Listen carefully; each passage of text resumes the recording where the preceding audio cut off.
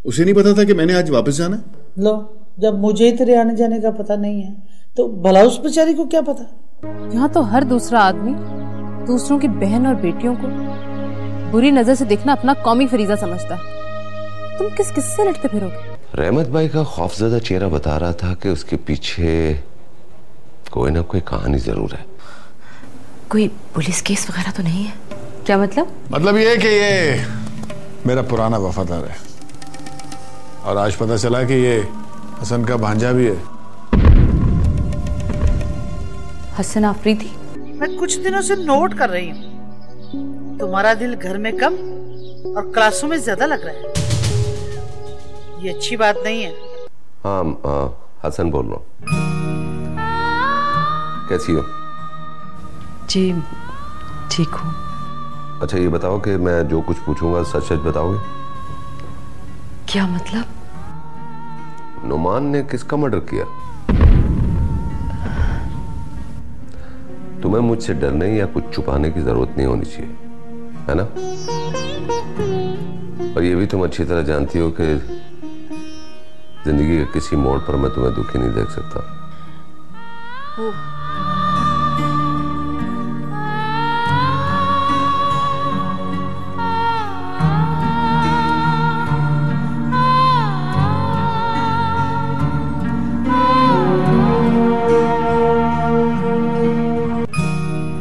तुम फिक्र मत करो, मैं कुछ ना कुछ करता हूं। हसन, खुदा के लिए मुझे तुम्हारी बहुत जरूरत है। मेरे बच्चे को एजाज के चुंगल से बचा लो।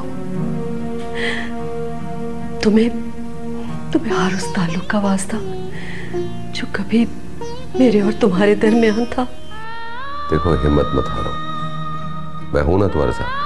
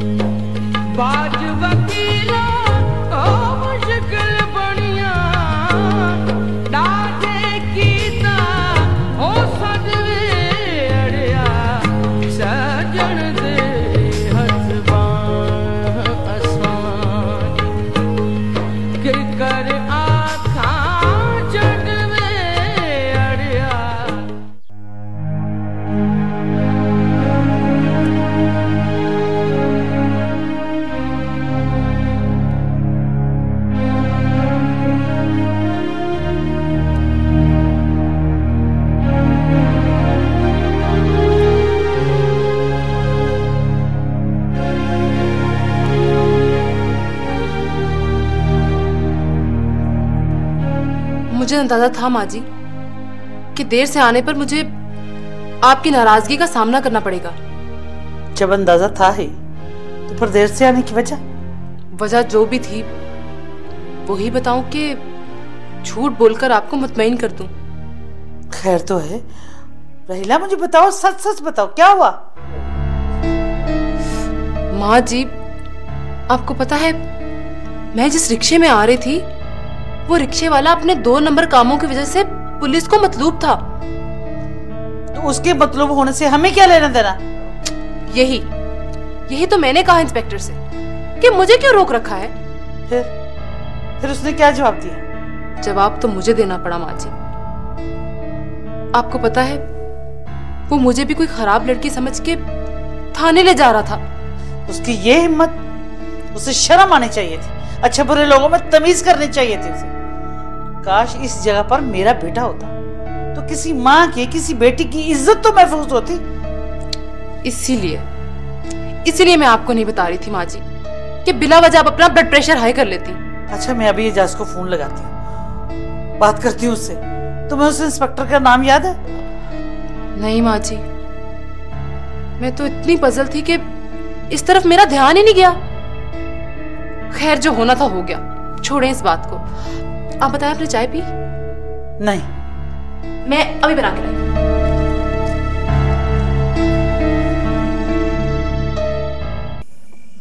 रेशम का भी अपना मिजाज है। वो तो आलियान को घास भी नहीं डाल रही, किसी और को क्या मुंह लगाएगी। अंकल ने बड़ा चाहा कि रिश्ता हो जाए, मगर रेशम ने 2 टोक अल्फाज में मना कर दिया। रेशम चाहती क्या है? वो भी मेरी तरह भरम वाली जिंदगी चाहती है। जरा रोब हो, दबदबा हो, कोई प्रोटोकॉल हो। और उसको देखें, आलियान के भाई को। लाइजा मुझसे प्यार करती, मेरे साथ खुश रहती, मेरे साथ घूमना चाहती है, और वो जेलसी में उसको मुझसे दूर रखता है। और कभी अगर मैं उससे मिल भी लूं तो लड़ने भिड़ने पर उतर आता है। अरे आजकल के रिश्तेदार होते ही ऐसे हैं, जड़े उखाड़ने पे लगे रहते हैं। बस एक मौका मिल जाए मुझे एजाज भाई, फिर देखिएगा मैं क्या करता हूं।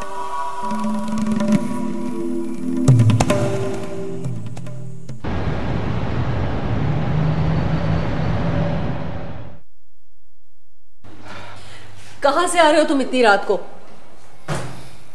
वो एजाज भाई क्या करता? एजाज? क्या करने जाते हो वहां? कौन लगता है वो तुम्हारा? तुम्हारी जिंदगी तबाह कर देगा वो। क्या हो गया आपको? इतने भी बुरे नहीं है एजाज भाई, बहुत ख्याल रखते हैं मेरा। वो सिर्फ तुम्हें अपने लिए इस्तेमाल कर रहा है। तुम्हारा मुस्तकबिल वो तबाह कर देगा। अम्मी प्लीज आप जाके सो जाएं और मुझे भी सोने दें, ठीक है?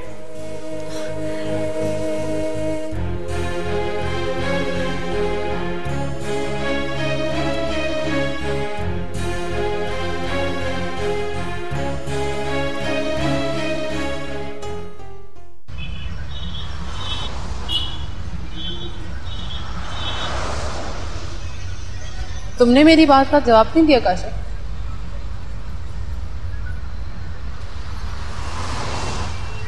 यही सोच तुम्हारी इस बात का ऐसा क्या जवाब दूंगी जिसको सुन के तुम्हें तसल्ली मिल जाए कि मैं अभी शादी करने की पोजीशन में नहीं। कुछ ना कुछ जवाब तो तुम्हें देना ही होगा काशिफ, और तुम्हारा जवाब ही मेरा जवाब। अपने घर वालों समझाओ, क्योंकि अभी ना तो तुम्हारी पढ़ाई मुकम्मल हुई और ना ही मैं अभी नौकरी पर लगा। तो मैंने कौन सा MBBS कर लेना? हाँ, जाके ग्रेजुएशन तो है, आज नहीं तो 6 माह तक पूरी हो जाएगी।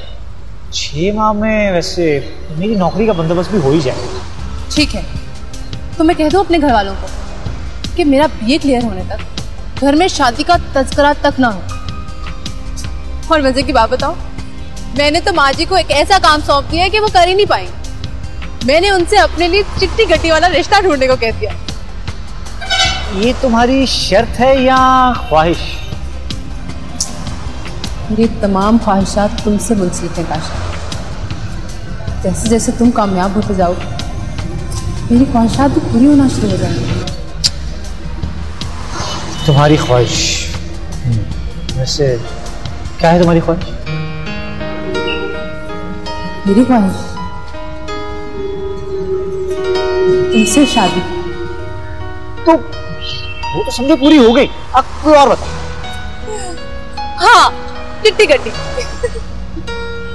हाँ, चिट्टी गट्टी यार, वो तो बकौल तुम्हारी मामा उसके लिए भागदौड़ करी नहीं है। तो ठीक है, तुम ना कुछ भी ना करो। चिट्टी गट्टी की ख्वाहिश माँ जी के जिम्मे लगा दो, शादी की ख्वाहिश में पूरी समझो, बाकी बातें मैं अपने दिल में ही दबा के रखूं। नाराज नहीं हो, देख लेना तुम्हारे दिल में छुपी हुई हर ख्वाहिश चुन चुन के पूरा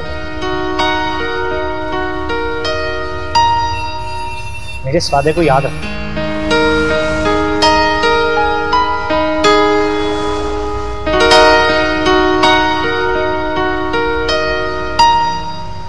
हसन साहब, आप तो जानते हैं कि नुमान केस बुरी तरह फंस चुका है। सारे शहर में पुलिस उसको ढूंढ रही है। अगर मुखालिफ पार्टी ने जरा सा भी जोर लगाया ना, फिर तो जमानत की कहानी भी खत्म। देखो इसीलिए तो तुम्हें यहाँ बुलाया कि तुम कुछ करो। नुमान की गलती की सजा हमारी पूरी फैमिली को नहीं मिलनी चाहिए। इस काम आया था, एक और काम गले पड़ गया। क्या मतलब? मतलब ये कि हजरत साहब काफी अरसे से मैं आपसे मिलना चाह रहा था एक काम के सिलसिले में। हाँ बोलो। अब आपने एक काम कह दिया, फिर ऊपर से मैं कोई काम कह दूं, अच्छा नहीं लगता। फिर बात करेंगे। देखो हमने तुमसे अपना सब कुछ शेयर कर लिया, तो इसका मतलब है कि हम तुम पर ट्रस्ट करते हैं। तुम भी अपना हक जताओ, बताओ क्या काम है। हजरत साहब माशाल्लाह आपकी बहुत बड़ी कंपनी है, पूरे पाकिस्तान में सप्लाई है आपकी। मैं चाह रहा था कि पंजाब और सरहद में अगर आपकी दवाइयों की सप्लाई की डिस्ट्रीब्यूशन मुझे मिल जाती तो। डिस्ट्रीब्यूशन? रेशम सी रेशम का